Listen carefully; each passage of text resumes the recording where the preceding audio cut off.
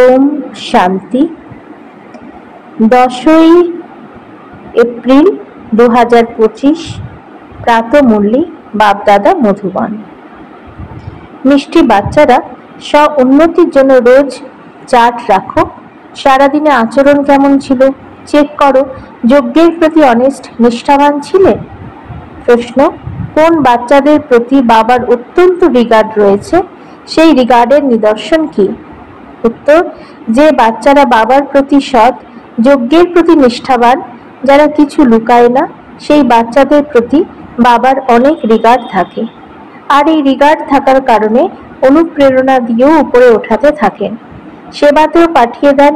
বাচ্চাদের সততা শুনে শ্রীমত গ্রহণ করার বুদ্ধি থাকা উচিত।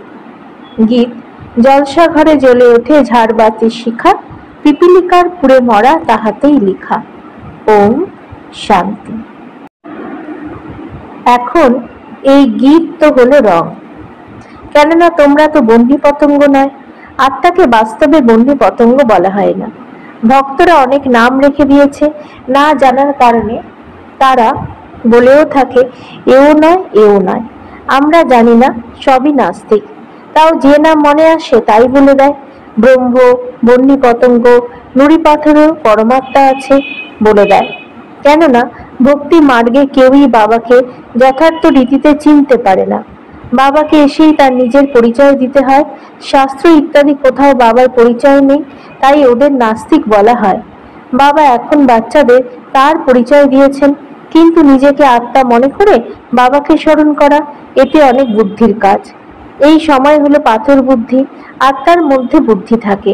দেহের কর্মের দ্বারাই বোঝা যায় আত্মার বুদ্ধি পরশ পাথর তুল্য নাকি পাথর তুল্য। সবকিছু আত্মার উপর নির্ভর করে। মানুষ তো বলে দেয় আত্মাই পরমাত্মা, আত্মা নির্লিপ্ত, তাই যা চাও তাই করতে থাকো। মানুষ হয়েও বাবাকে জানে না। বাবা বলেন মায়ার আবন সকলকে পাথর বুদ্ধির করে দিয়েছে। দিনে দিনে মানুষ অনেক বেশি তমপ্রধান হয়ে যায়। মায়ার অনেক জোর, মানুষ সহজে সংশোধন করে না। বাচ্চাদের বোঝানো হয় রাতে সারাদিনে চার্ট লেখো কি করেছ। আমরা দেবতাদের মতো ভোজন করেছি কি? চাল চলন নিয়ম মাফিক আছে তো, নাকি আনাড়িদের মতো? রোজ যদি নিজের পোতামেল না রাখো তাহলে তোমাদের উন্নতি কখনো হবে না। অনেককেই মায়া থাপ্পড় মারতে থাকে। তারা লেখে আজ আমাদের বুদ্ধিযোগ অমুকের নাম রূপের দিকে গেছে, আজ এই পাপ কর্ম হয়েছে। এমন সত্যি কথা কোটিতে কয়েকজনে লিখতে পারে। বাবা বলেন আমি যা বা যেমন আমাকে সম্পূর্ণ কেউ জানে না। নিজেকে আত্মা মনে করে বাবাকে যদি স্মরণ করে তাহলে হয়তো কিছু বুদ্ধিতে বসতে পারে। বাবা বলেন খুব ভালো ভালো বাচ্চা, জ্ঞান খুব ভালো শোনায়, কিন্তু যোগ কিছু করে না। বাবার পুরো পরিচয় নেই, নিজে বুঝতে পারে না, তাই কাউকে বোঝাতেও পারে না। সম্পূর্ণ দুনিয়ার মানুষ মাত্র রচয়িতা, আর রচনাকে সম্পূর্ণ জানে না। তাহলে মনে করো কিছুই জানে না। এও এই নাটকেই নির্ধারিত রয়েছে, আবারও তা হবে। 5000 বছর পরে আবারও এই সময় আসবে, আমাকে এসে আবার বোঝাতে হবে। রাজত্ব নেওয়া তো কম কথা নয়, এতে অনেক পরিশ্রম। মায়া খুব জোরে আঘাত করে, খুব বড় যুদ্ধ চলে, যেমন বক্সিং হয়, তাই না? যারা খুব হুঁশিয়ার তাদেরই বক্সিং এ যুদ্ধ হয়, একে অপরকে বেহুশ করে দেয়। ওরা বলে বাবা মায়ার অনেক ঝড় আসে, এই হয়, তাও খুব অল্পই সত্য লেখে। অনেকেই আছে যারা লুকিয়ে রাখে, তারা বুঝতে পারে না যে বাবাকে কিভাবে সত্যি কথা শোনাবে, কি শ্রীমত নিতে হবে, এ বর্ণনা করতেও পারে না। বাবা জানেন মায়া অত্যন্ত প্রবল, তাই সত্য বলতে তাদের লজ্জা হয়। তাদের কর্ম এমন হয়ে যায় যে বলতে লজ্জা লাগে। বাবা তো অনেক রিগার্ড দিয়ে উপরে তুলে ধরেন। তিনি বলেন এই খুবই ভালো, একে অলরাউন্ডার সেবাতে পাঠাবো। ব্যাস, দেহ অহংকার এলে মায়া থাপ্পড় খেলে নেমে যায়। বাবা তো উপরে তুলে ধরার জন্য প্রশংসা করেন। তিনি বলেন আমি তোমাদের অনুপ্রেরণা দিয়ে তুলে ধরবো। তোমরা তো খুবই ভালো, স্থূল সেবাতেও তোমরা ভালো। বাবা তোমাদের যথার্থ রীতিতে বলেন যে লক্ষ্য খুবই ভারী, দেহ আর দেহের সম্বন্ধ ত্যাগ করে নিজেকে অশরীরী আত্মা মনে করা। এই পুরুষার্থ করাই হলো বুদ্ধির কাজ। এখানে সকলেই পুরুষার্থী। কত বড় রাজত্ব স্থাপন হচ্ছে। সবাই যেমন বাবার সন্তান, তেমনি তারা স্টুডেন্ট, আবার ফলোয়ার্সও। ইনি হলেন সমগ্র দুনিয়ার বাবা। সকলেই সেই একজনকেই ডাকতে থাকে। তিনি এসে বাচ্চাদের বোঝাতে থাকেন তবুও এত রিগার্ড করে না। বড় বড় ব্যক্তি যখন আসে তখন মানুষ কত রিগার্ড করে, তাদের দেখাশোনা করে, কত আড়ম্বরে পরিপূর্ণ থাকে। এই সময় সকলেই তো পতিত, কিন্তু নিজেকে কেউই পতিত মনে করে না। মায়া সম্পূর্ণ তুচ্ছ বুদ্ধির বানিয়ে দিয়েছে। তারা বলে দেয় সত্যযুগের আয়ু এত লম্বা, তো বলেন সবাই 100% অবুঝ হয়ে গেছে, তারা মানুষ হয়ে কি কি কাজ করে? 5000 বছরের কথাকে লাখ বছরে বলে দেয়। এও বাবা এসে বোঝান যে 5000 বছর পূর্বে এই লক্ষ্মী নারায়ণের রাজ্য ছিল। এনারা দৈবিক গুণ সম্পন্ন মানুষ ছিলেন, তাই এনাদের দেবতা, আর আসুরি গুণ সম্পন্নদের অসুর বলা হয়। অসুর আর দেবতাদের মধ্যে রাত দিনের তফাৎ, কত মহামারী ঝগড়া লেগে রয়েছে, আর প্রস্তুতিও হতে থাকে। এই যজ্ঞে সম্পূর্ণ দুনিয়া স্বাহা হয়ে যাবে, আর এই জন্য এইসব আয়োজনের তো প্রয়োজন, তাই না? এই যে এত বোম তৈরি হয়েছে, এর প্রস্তুতি তো বন্ধ করা যাবে না। অল্প সময়ের মধ্যে সকলের কাছে অনেক হয়ে যাবে, কেননা বিনাশ তো দ্রুত হওয়া চাই। তখন এই হসপিটাল ইত্যাদি থাকবে না, কেউ জানতেও পারবে না। এ কোনো মাসির ঘরে যাওয়ার মতো সহজ নয়। বিনা সাক্ষাৎকার কোনো পাই পয়সার কথা নয়। তোমরা এই সম্পূর্ণ দুনিয়ায় আগুন লেগেছে দেখতে পাবে। এমন সাক্ষাৎকার হয় চারিদিকে আগুনে আগুন লেগে আছে। সম্পূর্ণ দুনিয়া শেষ হতে হবে। এ কত বড় দুনিয়া! আকাশ তো আর জ্বলবে না, এর ভেতরে যা কিছু আছে সবই বিনাশ হতে হবে। সত্যযুগ আর কলিযুগের মধ্যে রাত দিনের তফাৎ। এখানে কত সংখ্যক মানুষ, জন্তু, জানোয়ার, কত সামগ্রী, এও বাচ্চাদের বুদ্ধিতে খুবই মুশকিলের সঙ্গেই বসে। চিন্তা করে দেখো, এগুলো 5000 বছরের কথা। দেবী দেবতাদের রাজ্য ছিল, তাই না? তখন কত অল্প মানুষ ছিল, এখন কত বেশি। এখন হলো কলিযুগ, এর অবশ্যই বিনাশ হতে হবে। বাবা এখন আত্মাদের বলেন তোমরা একমাত্র মামে কম স্মরণ করো। এও বুদ্ধির দ্বারা বুঝেই স্মরণ করতে হবে। এমন তো অনেকেই শিব শিব করতে থাকে, ছোট বাচ্চারাও বলে দেয়, কিন্তু বুদ্ধির দ্বারা কিছু বুঝতে পারে না। অনুভবের দ্বারা বলে না যে তিনি হলেন বিন্দু, আমিও এমনই ছোট্ট বিন্দু। এমন ভাবে বুদ্ধির দ্বারা স্মরণ করতে হবে। প্রথমে তো আমি আত্মা এই কথা পরিপক্ক করো, তারপর বাবার পরিচয় বুদ্ধিতে খুব ভালোভাবে ধারণ করো। অন্তর্মুখী বাচ্চারাই খুব ভালোভাবে বুঝতে পারে যে আমরা আত্মারা হলাম বিন্দু। আমরা আত্মারা এখনই জ্ঞান প্রাপ্ত হচ্ছি যে আমাদের মধ্যে 85 জন্মের পাঠ কিভাবে ভরা আছে। এরপর কিভাবে আত্মারা শতপ্রধান হয়, এইসব কথা সম্পূর্ণ অন্তর্মুখী হয়ে বোঝার মতো। এতে সময় লাগে। বাচ্চারা জানে এ হলো আমাদের অন্তিম জন্ম, এখন আমরা ঘরে ফিরে যাব। বুদ্ধিতে এ কথা দৃঢ় হওয়া চাই আমরা আত্মা। দেহভাব কম থাকলে তখন ব্যবহারে পরিবর্তন আসবে, তা না হলে চালচলন একদম খারাপ হয়ে যায়। কেননা শরীর থেকে পৃথক তো হয় না, দেহভাবে এসে কিছু না কিছু করে দেয়। এই যজ্ঞে তো অনেক সততার প্রয়োজন। এখন তো অনেকেই ঢিলেমিয়ে আছে, অনেকের খাওয়া দাওয়া, পরিবেশ কিছুই পরিবর্তন হয়নি। এখনো তো অনেক সময়ের প্রয়োজন। সেবা পরায়ণ বাচ্চাদেরই বাবা স্মরণ করেন, পদও তারাই পেতে পারবে। অল্পেতেই নিজেকে খুশি করে নেওয়া, সে তো চানা খাওয়ার মতো হয়ে গেল। এতে অনেক অন্তর্মুখতার প্রয়োজন। বোঝানোর জন্য যুক্তি চাই। প্রদর্শনীতে কেউ সেভাবে বুঝতে পারে না, তারা কেবল বলে দেয় তোমাদের কথা ঠিক, এও নম্বরের প্রমাণসারে। তোমাদের এমন বিশ্বাস আছে তোমরা বাবার বাচ্চা হয়ে গেছো, বাবার কাছ থেকেই তোমরা অবিনাশী উত্তরাধিকার পাও। বাবার সম্পূর্ণ সেবা করাই হলো আমাদের একমাত্র কাজ।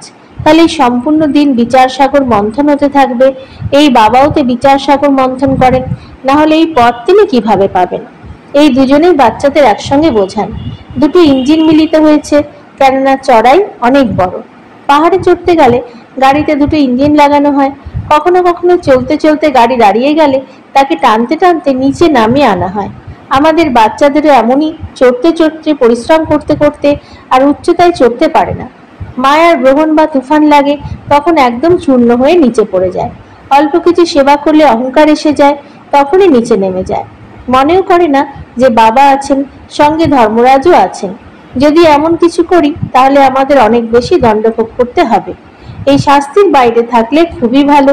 বাবার হয়ে অবিনাশী উত্তরাধিকার গ্রহণ করা এ কোনো মাসির বাড়ি যাওয়ার মতো সহজ নয়। বাবার হয়ে এমন কিছু যদি করে তাহলে বদনাম করে দেয়, তখন অনেক দোষ হয়ে যায়। উত্তরাধিকারী হওয়া মাসির বাড়ি যাওয়ার মতো সহজ না। প্রজাতেও এমন এত বিত্তবান প্রজা হয় যে সে কথা জিজ্ঞাসা করো না। অজ্ঞানকালে কেউ ভালো হয়, কেউ আবার যেমন তেমন। নাবালক বাচ্চাদের তো বলে দেবে, আমাদের সামনে থেকে সরে যাও। এখানে তো একটি দুটি বাচ্চার কথা নয়, এখানে মায়া খুবই জোরদার। এখানে বাচ্চাদের খুবই অন্তর্মুখী থাকতে হবে, তখনই তোমরা কাউকে বোঝাতে পারবে। তোমাদের কাছে সবাই তখন বলিহারি যাবে। তারপর তারা অনেক অনুতাপ করবে, আমরা বাবাকে এত গালি দিয়ে এসেছি। যারা বাবাকে সর্বব্যাপী বলে বা নিজেদের ঈশ্বর বলে, তাদের সাজা কি কম? এমনিতে উদ্ধার হবে না, তাদের জন্য আরো সমস্যা। সময় যখন আসবে, বাবা এদের থেকে সমস্ত হিসাব নেবেন। অন্তিম সময় সকলের হিসেব নিকেশ তো শোধ হয়, তাই না? এতে অনেক বিশাল বুদ্ধির প্রয়োজন। মানুষকে দেখো কাকে কাকে শান্তির জন্য প্রাইজ দিতে থাকে, আর বাস্তবে তো একজনই শান্তি স্থাপন করেন। বাচ্চাদের লিখে দেওয়া উচিত, এই দুনিয়াতে পবিত্রতা, শান্তি এবং সমৃদ্ধি ভগবানের শ্রীমতই স্থাপন হচ্ছে। এই শ্রীমত তো বিখ্যাত। মানুষ তো শ্রীমৎ ভাগবত গীতা শাস্ত্রকে কত সম্মান করে। কেউ কারো শাস্ত্র মন্দিরের নামে কোনো কিছু বলল, তখনই কত লড়াই শুরু করে দেয়। তোমরা এখন জানো, এই সম্পূর্ণ দুনিয়া জ্বলে ভস্ম হয়ে যাবে। এরা মন্দির মসজিদকে জ্বালিয়ে দেবে। এইসব হওয়ার পূর্বে তোমাদের পবিত্র হতে হবে। তোমাদের এই উদ্বিগ্নতা থাকা উচিত। ঘর বাড়িও তোমাদেরই দেখাশোনা করতে হবে। এখানে অনেকেই আসে, এখানে ছাগলের মতো রাখা হবে না, তাই না? কেননা এ তো অমূল্য জীবন। এই জীবনকে খুবই সাবধানের সঙ্গে রক্ষা করতে হবে। এখানে বাচ্চাদের সঙ্গে করে নিয়ে আসা এও বন্ধ করতে হবে। এত বাচ্চাদের কিভাবে বসে সামলানো যাবে? বাচ্চারা ছুটি পেলে তোমরা মনে করো কোথায় যাব? চলো মধুবনে বাবার কাছে যাই। এ তো তাহলে ধর্মশালা হয়ে যাবে। তাহলে এই ইউনিভার্সিটি কিভাবে হলো? বাবা এখন সব দেখছেন। কখন তিনি নির্দেশ দিয়ে দেবেন বাচ্চাদের যেন কেউ সঙ্গে করে নিয়ে না আসে। এই বন্ধন তোমাদের কম হয়ে যাবে। মায়েদের উপরে বাবার দয়ার অনুভব হয়। বাচ্চারা এও জানে শিব বাবা হলেন গুপ্ত। কারোর কারোর তো এনার প্রতি সম্মানও থাকে না। তারা মনে করে আমাদের তো সমস্ত সম্পর্কই শিব বাবার সঙ্গে। তারা এতটুকুও বুঝতে পারে না যে শিব বাবাই এনার দ্বারাই বোঝান। মায়ার নাক ধরে উল্টো কাজ করায়, তাই ছাড়তেই পারে না। রাজধানীতে সবাইকে চাই। এইসব ভবিষ্যতে সাক্ষাৎকার হবে, শাস্তিরও সাক্ষাৎকার হবে। পূর্বেও বাচ্চাদের এরকম সাক্ষাৎকার হয়েছে, তাই কেউ কেউ পাপ কাজ ছাড়তে পারে না। কোনো কোনো বাচ্চা এমন গিট বেঁধে রেখেছে, আমাদের তো 3rd ক্লাস হতে হবে, তাই তারা পাপ করা থেকে বিরত থাকতে পারে না। তারা আরো ভালোভাবে নিজেদের সাজার জন্য প্রস্তুতি নিচ্ছে। তাদের বোঝাতে তো হয়, তাই না, যে এই গিট বেঁধে রেখো না, কিন্তু তাদের তো 3rd ক্লাস হতে হবে। এখনই গিট বেঁধে নাও যে আমাদের তো এমন লক্ষ্মীনারায়ণ হতেই হবে। কেউ খুব ভালোভাবে গিট বাঁধে চার্ট লেখে। আজ আমরা কোনো কিছু করিনি তো, এমন চার্টও অনেকেই রাখতো, তারা আজ আর নেই। মায়া প্রচুর আছাড় মারে। অর্ধেক কল্প আমি তোমাদের সুখ দান করি, আর অর্ধেক কল্প মায়া তোমাদের দুঃখ দান করে। আচ্ছা, মিষ্টি মিষ্টি হারানিধি বাচ্চাদের প্রতি মাতা পিতা বাপদাদার স্মরণে স্নেহ সুমন আর সুপ্রভাত। আত্মাদের পিতা তার আত্মারূপী বাচ্চাদের জানাচ্ছেন নমস্কার। আমাদেরও বাপদাদাকে ধন্যবাদ, নমস্কার। ধারণার জন্য মুক্তসার 1, অন্তর্মুখী হয়ে দেহ ভাব থেকে ঊর্ধ্বে থাকার অভ্যাস করতে হবে। খাওয়া দাওয়া আচার আচরণ সংশোধন করতে হবে। কেবল নিজেকে খুশি করে অমনোযোগী হবে না। 2, অত্যন্ত উত্তুঙ্গ হলো এই উত্তরণ, তাই অনেক সাবধানে চলতে হবে। যে কোনো কর্ম সাবধানতার সাথে করতে হবে, অহংকারে এসো না। উল্টো কর্ম করে সাজা তৈরি করে রেখো না। এই গিট বাঁধতে হবে, আমাকে লক্ষ্মী নারায়ণের মধ্যে তৈরি হতে হবে। বরদান, আত্মিকতার শ্রেষ্ঠ স্থিতির দ্বারা বাতাবরণকে আধ্যাত্মিক বানানো সহজ পুরুষার্থী ভব। আত্মিকতার স্থিতির দ্বারা নিজের সেবা কেন্দ্রে এমন আধ্যাত্মিক বাতাবরণ বানাও, যার দ্বারা নিজের এবং অন্য আত্মাদের সহজেই উন্নতি হতে পারে। কেননা যারা বাইরের বাতাবরণ থেকে ক্লান্ত হয়ে আসে, তাদের এক্সট্রা সহযোগের প্রয়োজন হয়। এই জন্য তাদেরকে আধ্যাত্মিক বায়ুমণ্ডল দ্বারা সহযোগ দাও। সহজ পুরুষার্থী হও আর বানাও। প্রত্যেক আগত আত্মার অনুভব করবে এই স্থানে থেকে সহজে নিজের উন্নতি করা যাবে।